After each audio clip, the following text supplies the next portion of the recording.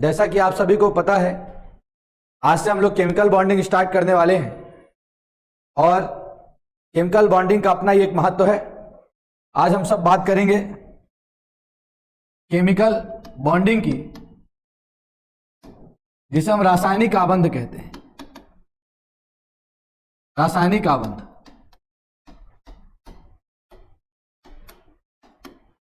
देखिए, जो परमाणु होता है वो अस्थायी होता है, स्थायी होना चाहता है। स्थायी होने के लिए एक परमाणु दूसरे परमाणु से सहयोग करता है, और जब एक परमाणु दूसरे परमाणु से सहयोग करता है तो अणु का निर्माण होता है, और अणु परमाणु की तुलना में स्थायी होता है, ठीक है, स्टेबल होता है। तो अणु में उपस्थित परमाणु जिस आकर्षण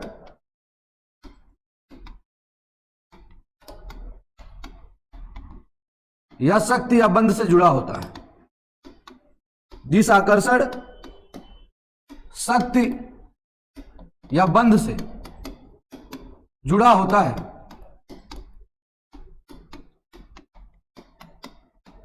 उसे रासायनिक आबंध कहते हैं।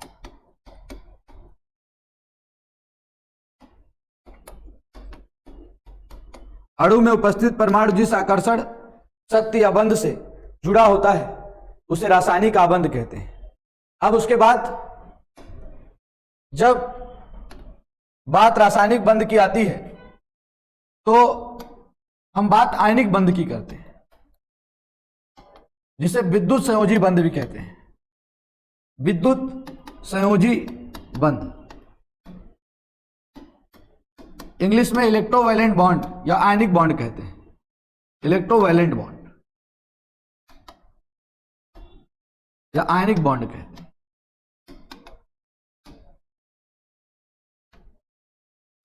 दूसरा सहसंयोजी बंध, जिसे कोवैलेंट बॉन्ड कहते हैं। आयनिक बंध धातु एवं अधातु परमाणु के मध्य बनता है। धातु एवं अधातु परमाणु के मध्य बनता है। मेटल एंड नॉन मेटल के बीच बनता है। धातु और अधातु परमाणु के मध्य बनता है। और सहसंयोजी बंध अधातु परमाणुओं के मध्य बनता है। दोनों ही अधातु परमाणु होता है।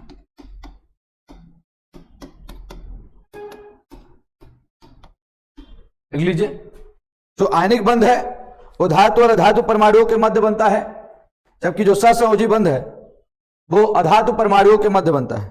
जो आयनिक बंध है वो धातु एवं अधातु परमाणुओं के मध्य, मेटल एंड नॉन मेटल के बीच में, और जो सहसंयोजी बंध है वो अधातु परमाणुओं के मध्य या नॉन मेटल के बीच में होता है। ठीक है। अब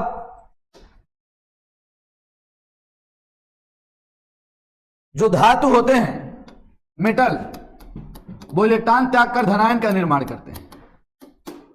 इलेक्ट्रॉन त्याग कर धनायन का निर्माण करते हैं।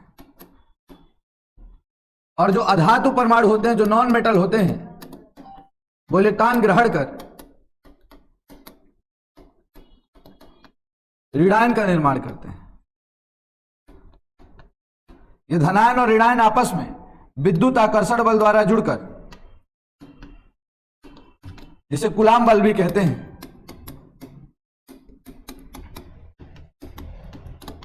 आयनिक बंध या विद्युत संयोजी बंध का निर्माण करते हैं।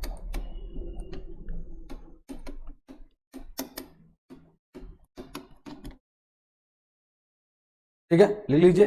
धातु इलेक्ट्रॉन त्याग कर धनायन का निर्माण करते हैं।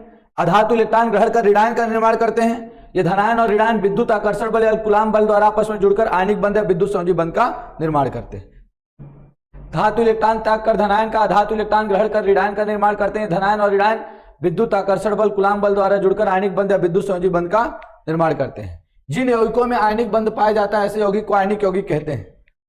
इन विच कंपाउंड्स हैव आयनिक bond, it is known as आयनिक कंपाउंड। जिन यौगिकों में आयनिक बंध पाया जाता है उसे आयनिक यौगिक कहते हैं। अब यदि हम बात करते हैं, जैसे मेटल में lithium, sodium, potassium, rubidium, caesium, जिनके बारे में कल आपको बता चुका हूं, बेरिलियम, मैग्नीशियम, कैल्शियम, स्ट्रेंशियम, बेरियम बता चुका हूं आपको, ये +1, +2। इसी तरह सब हमारे पास मेटल रहेंगे, एल्युमिनियम, गैलियम, इंडियम, थैलियम अपने पास टिन, लेड, +2 +4 रिप्रेजेंट करते हैं, ये सब मेटल के अंतर्गत आते हैं, ठीक है। और बात याद रखनी है, चाहे वो कॉपर हो जो +1 +2 रिप्रेजेंट करता है, चाहे वो आयरन हो जो कि +2 +3 रिप्रेजेंट करता है, क्रोमियम हो, सिल्वर हो, गोल्ड हो, ये सारी जो हैं, मैग्नीज हो, ठीक है, टाइटेनियम हो, वैनाडियम हो, क्रोमियम हो, नहीं समझ पा रहे हैं, Hg हो, मर्क्यूरस, मर्क्यूरिक, +1 +2 रिप्रेजेंट करते हैं, ये सब मेटल है, धातु है। ये अधातु के साथ, अधातु मतलब फ्लोरीन, क्लोरीन, ब्रोमीन, आयोडीन, अधातु मतलब ऑक्सीजन, सल्फर, ठीक है, अधातु मतलब नाइट्रोजन, फास्फोरस, ठीक है, अधातु मतलब कार्बन, अधातु का काम करते हैं, और हाइड्रोजन रिएक्शन में। तो जब धातु और अधातु आपस में जुड़ते हैं, मेटल एंड नॉन मेटल आपस में कंबाइंड होते हैं, तो जो फोर्स होता है वो कूलाम फोर्स होता है, कूलाम बल होता है उनके बीच में, जिसे विद्युत आकर्षण बल भी कहते हैं, इलेक्ट्रोस्टैटिक फोर्स भी कहते हैं, और आणिक बंध का निर्माण करते हैं। अब हम एक मेटल ले लेते हैं, लिथियम +1, ऑक्सीजन -2, Li2O बना, इनके बीच में जो बॉन्ड है वो आयनिक बॉन्ड है, आयनिक बंध है, और ये जो यौगिक बना है लिथियम ऑक्साइड, ये एक आयनिक यौगिक है, बंध इसमें आयनिक बंध है, और यौगिक कैसा है, आयनिक यौगिक। अब यदि आगे बात किया जाए, दोनों नॉन मेटल हो, अधातु परमाणु हो, सहसंयोजक बंध, covalent bond, fluorine, chlorine, bromine, iodine, oxygen, sulphur, nitrogen, phosphorus, carbon, hydrogen, इनमें से कोई आपस में जुड़ा, जैसे सल्फर डाइऑक्साइड, कोवेलेंट बॉन्ड है, तो दोनों ही नॉन मेटल है। नाइट्रोजन का ऑक्साइड हो, कोई भी ऐसा जुड़ जाए, Cl2O7, ये सारे ही जब नॉन मेटल कंपाउंड्स आपस में जुड़ते हैं और जो बॉन्ड बनता है वो कोवेलेंट बॉन्ड होता है, और ऐसे कंपाउंड को कोवेलेंट कंपाउंड कहते हैं। अब उसके बाद अपन बात करेंगे आयनिक बंध को प्रभावित करने वाले कारक, फैक्टर्स अफेक्टिंग द आयनिक बॉन्ड।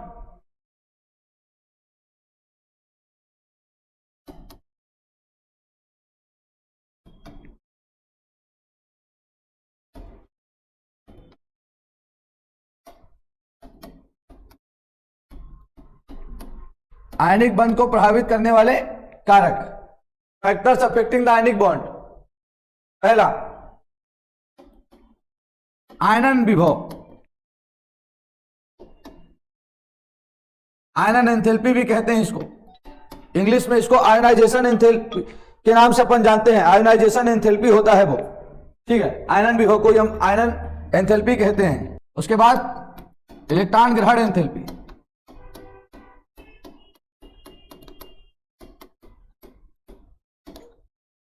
उसके बाद जालक ऊर्जा,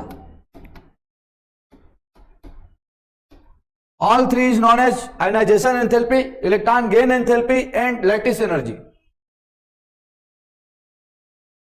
These are the three factors affecting the ionic bond formation. Ionization enthalpy, electron gain enthalpy and lattice energy, ये तीनों जो है आयनिक बंध को प्रभावित करने वाले कारक हैं। और सबसे पहला कारक है क्या, आयनन विभव। चलिए देखते हैं, किसी भी परमाणु से इलेक्ट्रॉन निकालने के लिए जो ऊर्जा देते हैं उसे आयनन एंथैल्पी कहते हैं, और धातु परमाणु से इलेक्ट्रॉन निकालने के लिए जो हम ऊर्जा देते हैं उसे आयनन एंथैल्पी कहते हैं, ठीक है। धातु ऐसे इलेक्ट्रॉन नहीं त्याग देता, धातु से इलेक्ट्रॉन निकालने के लिए ऊर्जा देनी पड़ती है, और जो ऊर्जा देते हैं उसी को आयनन एंथैल्पी कहते हैं। तो आयनन एंथैल्पी का मान जितना कम होगा, आयनन एंथैल्पी का मान जितना कम होगा, ठीक है, आयनन एंथैल्पी का मान जितना, आयनिक बंध उतनी सरलता से बनेगा, क्योंकि कम से कम ऊर्जा देनी पड़ेगी और आसानी से इलेक्ट्रॉन निकल जाएगा, और क्षारीय धातुएं एल्कली मेटल उनके अंतिम कोष में मात्र एक इलेक्ट्रॉन होता है, और एक इलेक्ट्रॉन निकालने के लिए सबसे कम ऊर्जा देनी पड़ती है, उसके आयनन विभव का मान सबसे कम होता है, इसलिए सबसे सरलता से कोई धातु आयनिक बंध का निर्माण करता है तो उसका नाम क्या है? क्षारीय धातु। इसमें आता है lithium, sodium, potassium, rubidium, caesium. क्या बात याद रहेगी आपको? आप सभी को समझ में आ रहा है क्या? तो याद रखिएगा, ठीक है। दूसरी बात, अधातु परमाणु जो नॉन मेटल होता है वो इलेक्ट्रॉन को गेन करके, इलेक्ट्रॉन ग्रहण कर ऋणायन का निर्माण करता है और ऊर्जा मुक्त करता है, मतलब ऊर्जा बाहर निकलती है। तो ऊर्जा जितनी ज्यादा बाहर निकलेगी एटम उतना स्टेबल होगा, मतलब कहने का मतलब आयनन विभव जितना कम होगा आयनिक बंध उतनी सरलता से बनेगा, जबकि इलेक्ट्रॉन ग्रहण एंथैल्पी का मान जितना अधिक होगा आयनिक बंध उतनी सरलता से बनेगा, क्योंकि वहां ऊर्जा मुक्त हो रही है और ऊर्जा जितनी ज्यादा बाहर निकलती है वो उतना ज्यादा स्टेबल होता है। अब तीसरा आता है जालक ऊर्जा, लैटिस एनर्जी। अब धातु बना लिया धनायन और अधातु बना लिया ऋणायन। अब ये धनायन और ऋणायन जब आपस में मिलेंगे तब भी ऊर्जा बाहर निकलेगी। उस ऊर्जा को कौन सी ऊर्जा कहते हैं? जालक ऊर्जा। और जालक ऊर्जा का मान जितना अधिक होगा आयनिक बंध उतना ही अधिक स्थायी होगा। जालक ऊर्जा का मान जितना अधिक होगा आयनिक बंध उतना ही अधिक। यही तीन कारक हैं, तीन फैक्टर्स हैं जो आयनाइजेशन एंथैल्पी को अफेक्ट करते हैं।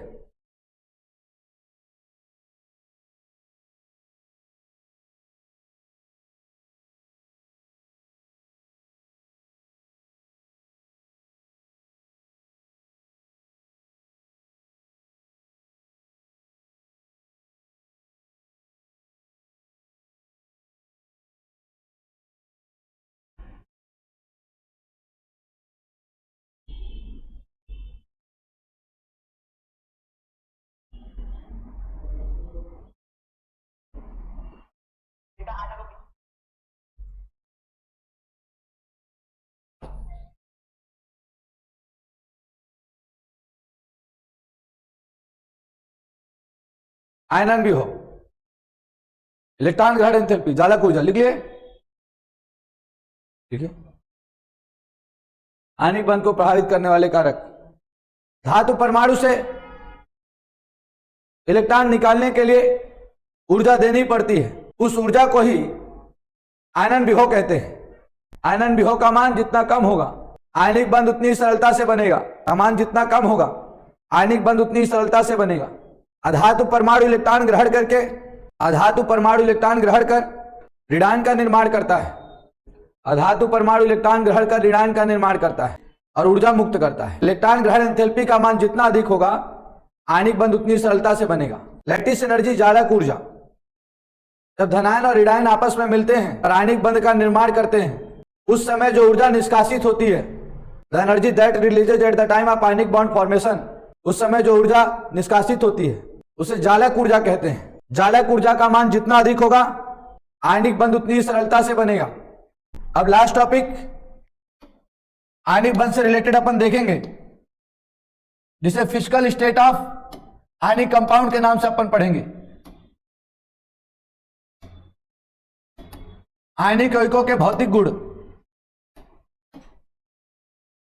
आयनिक यौगिकों के भौतिक गुण। पहला भौतिक अवस्था। आयनिक यौगिक क्रिस्टलीय ठोस होते हैं।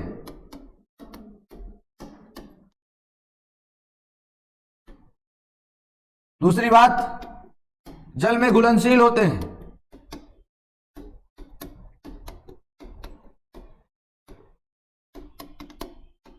तीसरी बात, यदि ठोस अवस्था में तो विद्युत धारा प्रवाहित नहीं होती।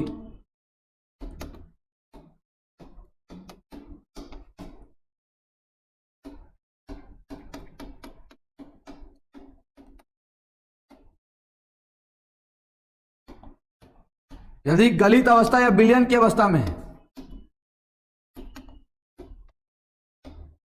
तो विद्युत धारा प्रवाहित हो जाती है।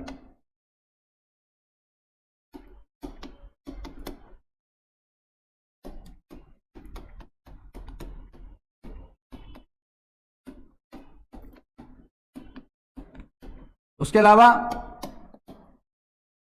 जो आयनिक यौगिक हैं ये आयनिक क्रियाएं करते हैं। इनके आयन आपस में क्रिया करते हैं। कैसे? जैसे हमारे पास NaCl है, हमारे पास AgNO3 है, NaCl में Na प्लस है और Cl माइनस है, इसमें Ag प्लस है, NO3 माइनस है, तो पहले वाले का प्लस दूसरे वाले के माइनस के साथ चला जाएगा, सोडियम नाइट्रेट हो जाएगा, और दूसरे वाले का जो प्लस है पहले वाले के माइनस के साथ चला जाएगा और AgCl बन जाएगा। मतलब ये आयनिक क्रिया करते हैं। और लास्ट ये अधिशात्मक गुण प्रदर्शित करते हैं। ये प्लस और माइनस से मिलकर बने हैं, अनडायरेक्शनल प्लस और माइनस एक दूसरे को अपनी ओर खींचेंगे, इसलिए दिशा निश्चित नहीं होगी, अधिशात्मक गुण प्रदर्शित करेंगे। ये बात हमको पता चल गई है कि क्रिस्टलीय ठोस होते हैं, प्लस और माइनस से मिलकर बने होते हैं, जिनके कारण आकर्षण बल प्रबल होता है। इनके अणु बहुत पास पास में होते हैं, क्रिस्टलीय ठोस होते हैं। और जो प्लस और माइनस से मिलकर बना होता है जल में घुलनशील होता है। यदि नमक एकदम ठोस है, पानी में नहीं डाले हो, इधर करंट छुआ रहे हो, इधर से नमक को आप छू रहे हो, बड़ा सा पत्थर है नमक का, करंट नहीं मारेगा। लेकिन यदि नमक को पानी में डालने के बाद उंगली डालोगे तो आपको करंट लगेगा, विद्युत धारा प्रवाहित होगी।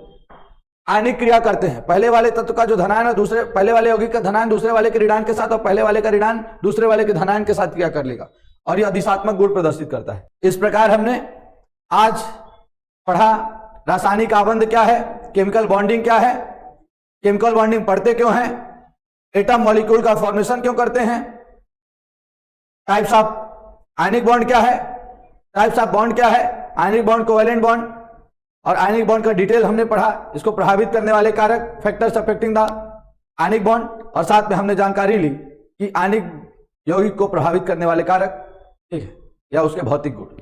बहुत बहुत धन्यवाद।